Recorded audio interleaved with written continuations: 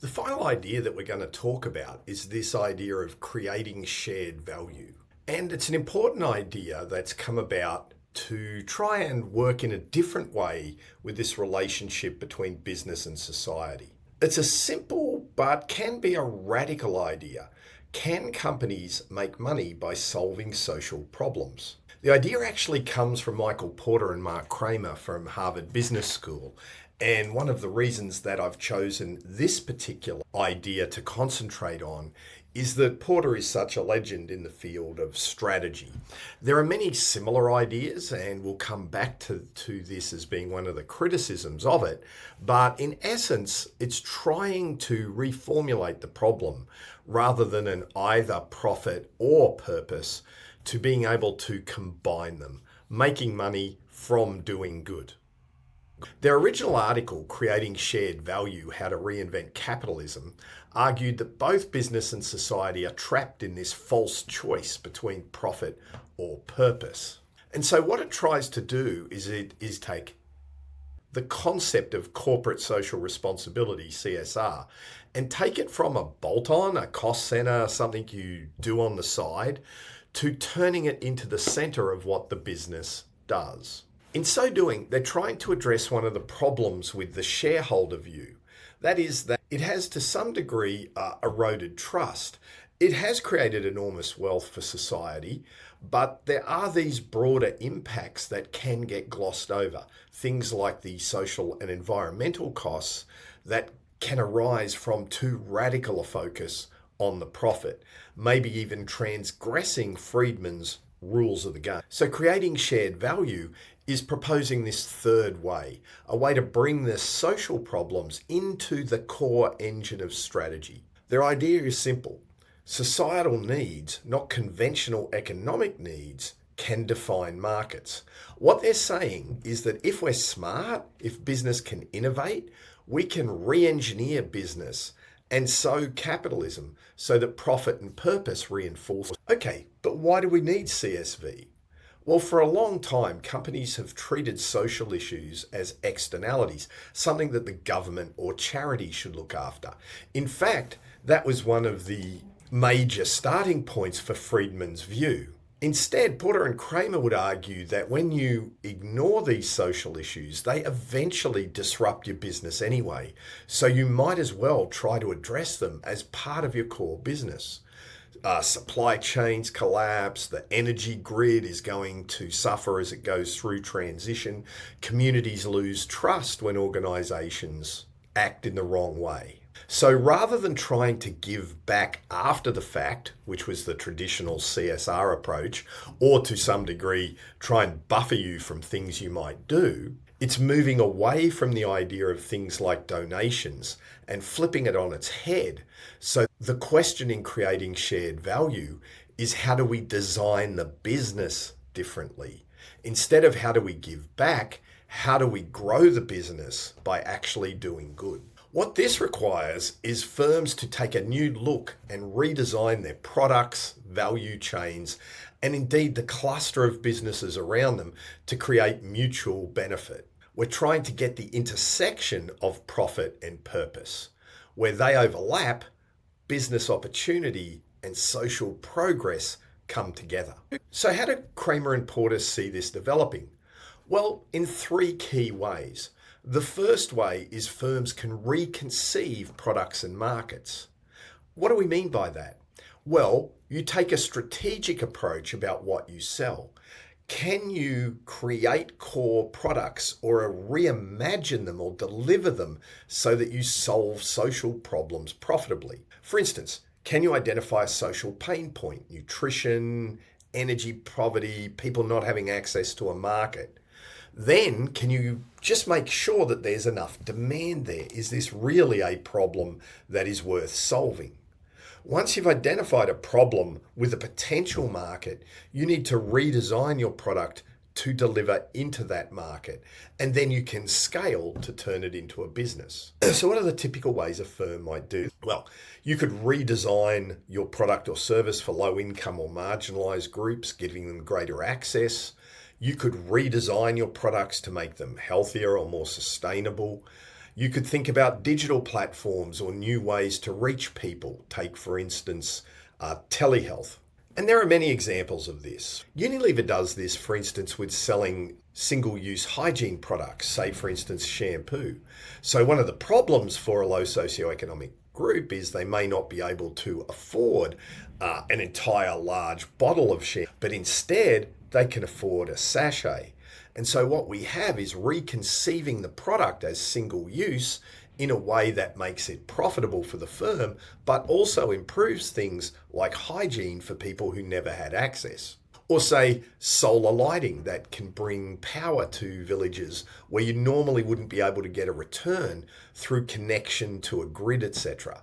It's stuff like these low-cost options, solar lighting, micro-insurance, healthy food reformulation. That's where we can get some innovation and some social good occurring along with the profit making. Think of it this way.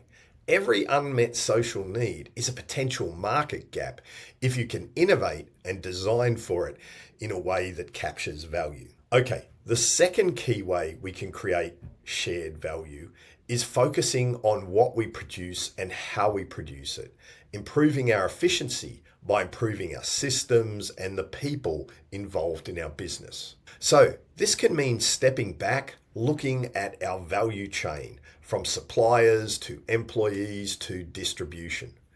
What we're looking for are those inefficiencies in the value chain, social or environmental problems that we can actually address, maybe poor skills.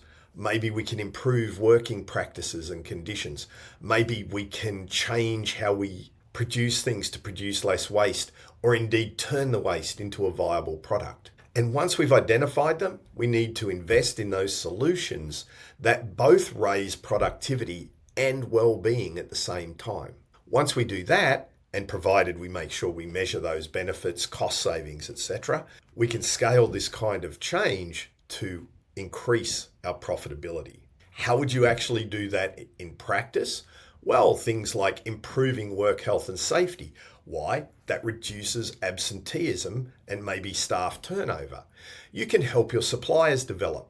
You can train small or niche businesses in order to lift capacity within your organization. You could look for energy and resource efficiency, cut your emissions and your costs at the same time. And you could also look at waste and looking for those so-called circular systems where you try and reuse your inputs or create byproduct markets out of the previous waste you'd been producing. And finally, you can look at the infrastructure around you. Can you co-invest around you to make your operation more efficient? In essence, when your supply chain becomes stronger, so do you. And that's very close to the third option, enabling local clusters to develop. So one of Porter's key ideas is that businesses don't operate in isolation. They operate in this ecosystem, clusters. And so are there things you can do to make a healthy and sustainable ecosystem around? For instance, can you identify any constraints or bottlenecks around your region or industry? Are there certain skills missing? Infrastructure, particular institutions that you could help be a catalyst for in terms of developing. Now, you might not be able to do this on your own. Often you're going to have to collaborate with government or NGOs to fix them. But if you can get that investment in shared assets that can raise the competitiveness of the entire cluster. An education system is something like that. It lifts all the boats, everyone around you, including your business. And so you capture the benefits through a stronger operating environment. Typically, the kinds of things that firms can engage in: education and skills building, cluster investment funds, advocating for the government to invest in infrastructure, setting standards within your industry, and investing in the local businesses around you as key suppliers. In essence, strengthening that ecosystem within which you operate. That is going to make your business better. So really what we're trying to do is to connect revenue growth through innovation, value chain review and efficiency gains, and building the local community around us for the benefit of all. The genius of creating shared value is the loop. You innovate strengthen, and sustain profits so that society and your business rise together. Okay, that's the general idea. Do we have any really good examples? Well, actually, I think there are. Companies like Nestle, for instance, they adopted this approach in the early 2000s. And one of the ways that they've tried to impact social needs as well as profit is through working with smallhold farmers. What they're doing is trying to educate and help the farmers raise their yields, lower water use, and actually make more money. What does Nestle get? Nestle gets a stable supply. They get a qualitatively different product. They can say this comes from small yield farmers in developing countries and therefore build their brand. So it's not really philanthropy from Nestle. They're trying to invest in a social good that delivers to them a long-term business strategy that's very hard for the opposition to replicate. In Australia, in the mining industry, you see examples of where large multinationals will invest, particularly around, say, Indigenous procurement and training programs, looking to use regional suppliers in their business. What they're trying to do there is invoke the cluster strategy, strengthen the cluster around the area that they operate for the benefit of that community as well as themselves. If they can help build those businesses, they get more certainty of supply, they get lower costs, and the local community benefits as well. Now, one of the issues with creating shared value is it's really more about strategy than deep ethical foundations such as some of the other theories we've been dealing with. While we could argue it is based upon this idea of pragmatism in moral philosophy, that is, you should focus on what works and evaluate ideas by whether they're practical or not, there also are elements of utilitarianism at work, maximizing total welfare by creating these positive sum outcomes for everyone. You could also argue that although we're actually turning an organization into a person, which is anthropomorphism, which is something maybe we shouldn't do, you could argue it is a kind of virtue ethics. We're aiming for this excellence in business practice as a moral virtue, doing well by doing good. At its heart, it really is an issue of alignment.